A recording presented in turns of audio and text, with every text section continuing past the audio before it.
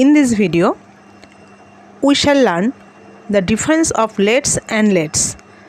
Lets with apostrophe s and without apostrophe. Let's go.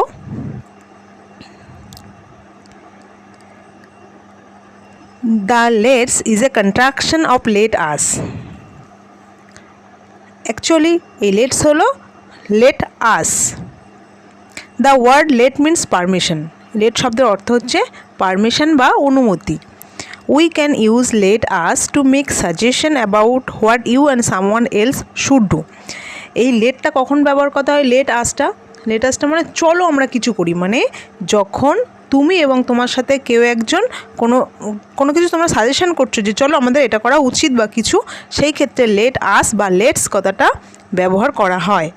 Example, let's go to grandma's house, চলো grandma's বাড়ি যাই. Let's play football, চলো football খেলি. Let's meet the student, চলো ছাত্রদের সঙ্গে দেখা করি.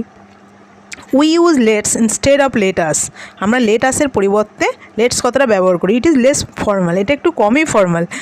লেটস গো, লেটস প্লে, চলো যাই, চলো খেলা করি, এইরকম ক্ষেত্রে লেটস কথাটা ব্যবহার করা হয়. যদি ফর্মাল ক্ষেত্রে ব্যবহার করি তাহলে কীরকমভাবে ব্যবহার করব? লেট আস প্রে, চলো আমরা প্রার্থনা করি, এটা খুব ফর্মাল ওয়েতে বলা হয়. লেট আস বিগিন, চলো আমরা শুরু করি. তাহলে let's.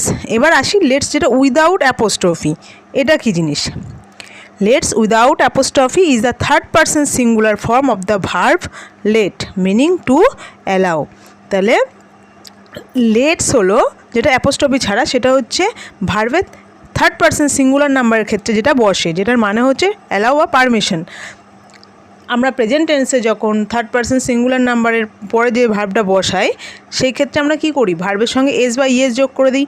He goes to market, she plays well, এক্ষেত্রে যেমন ভার্বের সঙ্গে এস বা ইয়েস যোগ করি, ঠিক এটাই এখানে লেট শব্দের অর্থ হচ্ছে অ্যালাউ বা পারমিশন, তার সঙ্গে আমরা এস যোগ করি থার্ড পারসন সিঙ্গুলার নাম্বারের ক্ষেত্রে. We can use let's with the subject he, she, it or any singular name. দেখে নেওয়া যাক. He lets me to go there, সে আমাকে পারমিশন দিয়েছে সেখানে যেতে. She lets him to spend the time with his friend, সে তাকে পারমিশন দিয়েছে তার বন্ধুদের সঙ্গে সময় কাটাতে.